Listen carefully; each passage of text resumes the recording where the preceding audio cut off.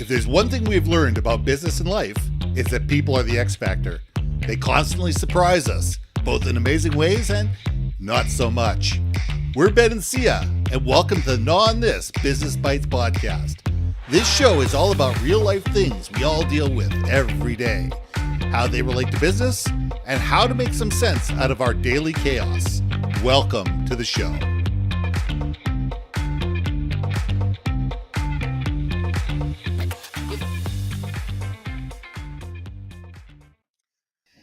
And welcome to another episode of Gnaw on This Business Bytes. I'm Ben, and this is Syya. So I wrote an article a few weeks ago, and I wanted to get back to it. And it was about the importance of taking online relationships offline. It was probably one of the most popular articles I've had in a while.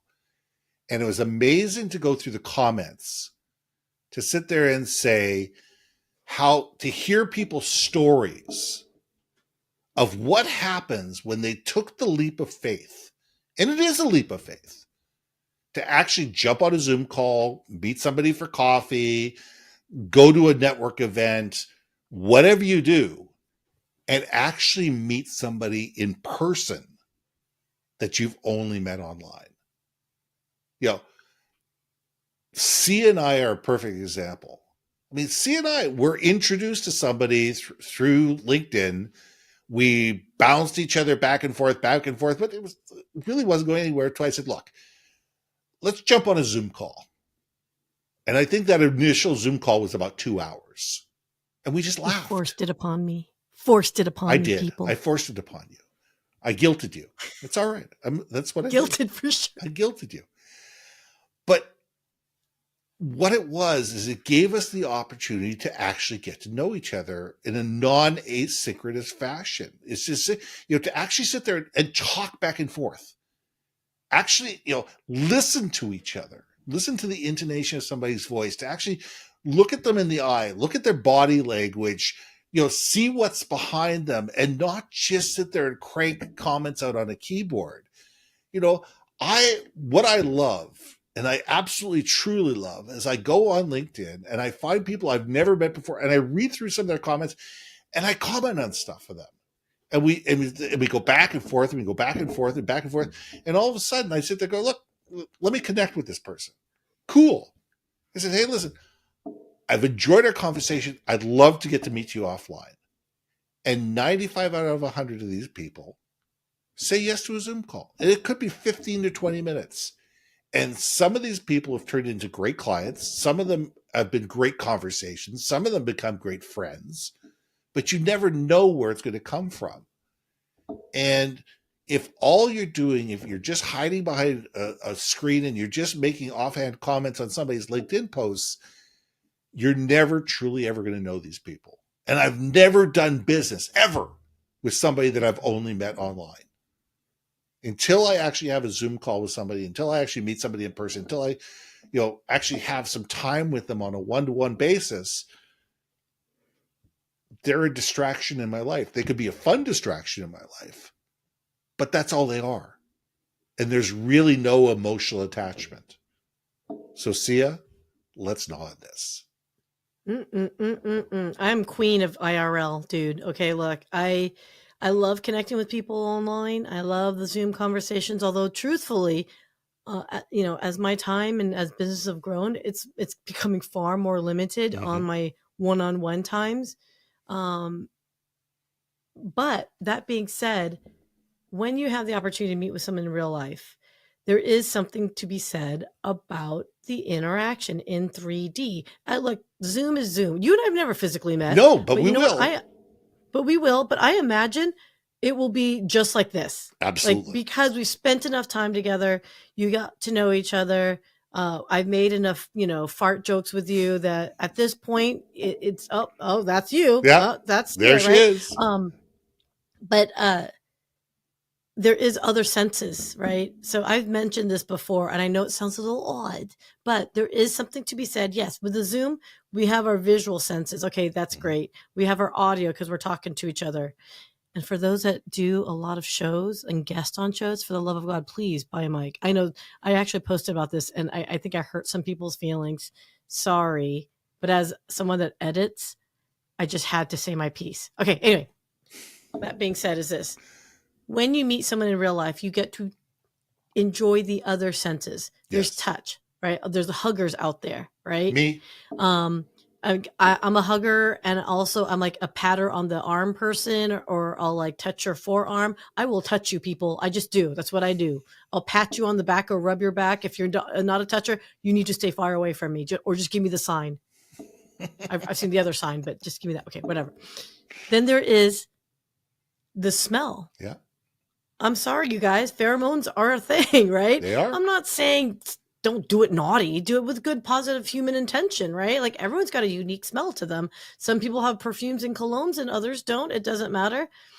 I'm not saying taste. Let's not go down that path. But I will say there is something about enjoying the practice of an activity that includes taste. So meaning, have a cup of coffee, Yes. have a tea, have a beer, have a wine, have a water, whatever, or eat. Right? Breaking bread is now important. You're enjoying the sensations of maybe a shared food, and there's that component. That's why I love IRL, because you can experience all that simultaneously, and you're just human, which is what we are ultimately. Well, it's fun. I come back to this vivid picture, and this is going back 30 years ago. And I'm sitting in an office with one of the procurement people that I worked with, one of my clients. And my boss was on the phone. And what my boss didn't know is this guy was sitting with his feet up on his desk.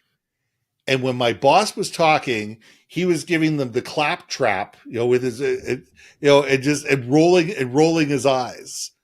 But you never would have known by the tone of his voice. By the tone of his voice, you would have thought that he was listening, that he was attentive, that he believed everything that was being said. But I'll tell you something. If I hadn't been in the room and seen this guy had no respect for my boss whatsoever. I had very little respect for my boss, but that's a different story altogether. But, it was one of those things that you don't know. You don't know. Body language is an amazing thing that can tell pictures. I mean, as I tell people in Zoom calls, you're only seeing people from the shoulders up. You don't see what they're tapping their toes. You don't see if their knees are nervous. You don't see what they're doing with their hands. So we miss out on a lot of the visual clues. And when we're face to face, when we have that ability to actually see people and hear people and feel people, it's amazing what happens. I did 67 or 68 keynote addresses during COVID online. If I never do another online keynote again, it will be too soon. Won't do it. I seriously, I refuse to do. I did it during COVID. I did it because that was the only way I had to do it. I refused to do it online because most of the time, half the people's monitors were off. You have no idea. You're looking out into this void. You have no idea if people are enjoying it, if people are laughing, if they're leaning in, if they're leaning back, if they're making snide comments to their neighbors, if they're clap trapping you. You have absolutely no idea. I love being up on the stage and hearing a laugh in the background, or knowing that people are shifting in their seat, going, "Okay, I've got them, but I don't have them. Wait a second here. Okay, now I got to make sure I get these people on board. Exactly. Where am I going next?"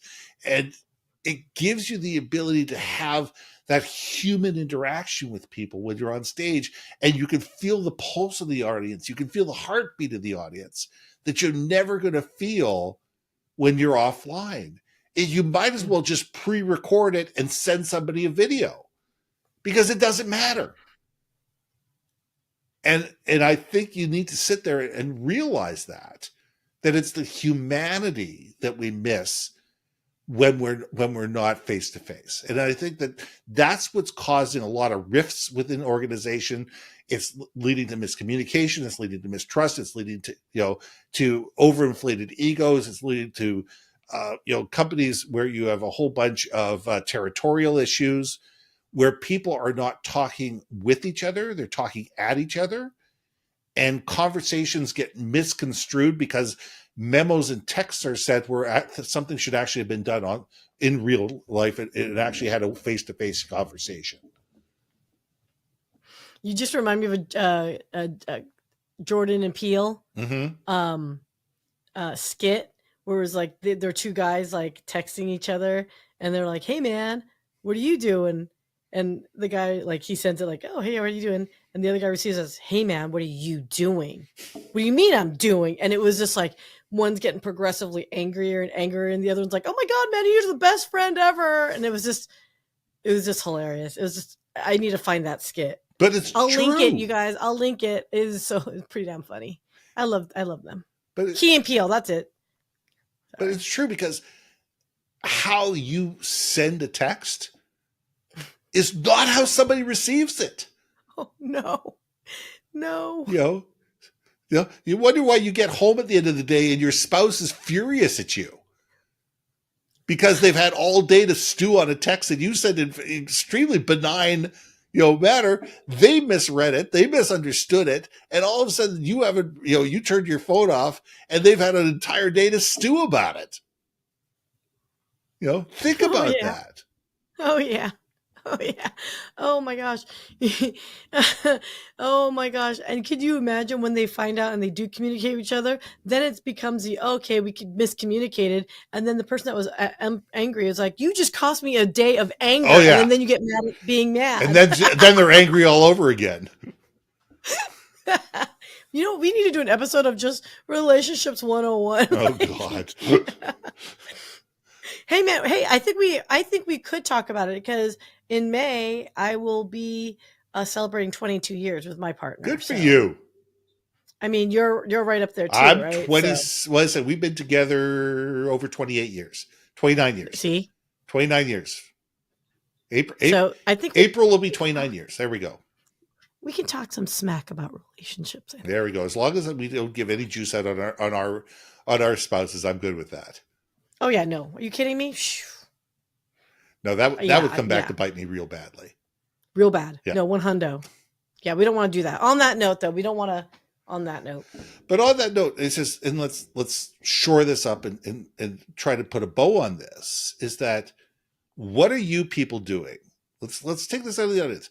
What are the things that you've learned about people by having a face-to-face synchronous conversation with people that you never would have guessed about them just based on your LinkedIn or Facebook or Twitter interactions? I mean, that would be fascinating to see in the comments, to sit there and say, what are the things you've learned about people that you never would have guessed just based on their social media comments, that when you actually talk to them face to face, what you learned about them? Oh yeah. Yeah.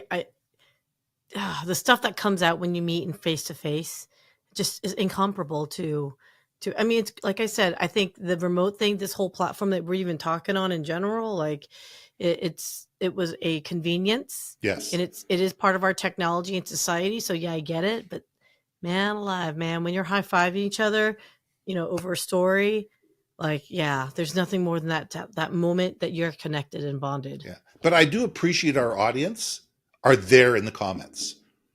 Yeah. Every single week they're there in the comments. And I go back and I read the comments, and some of them are hysterical. Some of the comments are actually hysterical. I mean, there's insightful stuff for sure, but it's how they respond to what you and I have said, and the things that they think about, and the places that they take the conversation based on how they've perceived the conversation. And I find that that's exciting too. So I would love to be able to do this in a big room where you and I are up on stage. We got a full audience in front of us, and be able to take the mics out and have people have that conversation. I think that would be a blast. Yeah. Oh, I am building up to this because something tells me we're gonna have some fun. We'll get heckled at. Oh, for sure.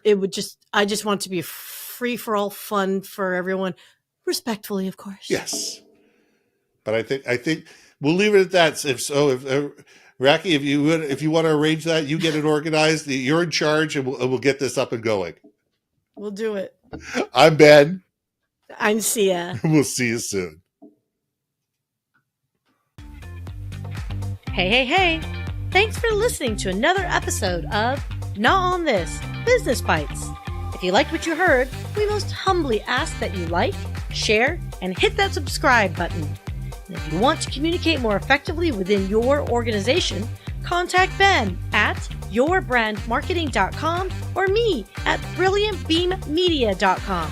We can help you build your community, brand awareness, and personality through digital content and podcasting. We cannot wait to hear from you. So see you next week for another episode of Gnaw on This, Business Bytes.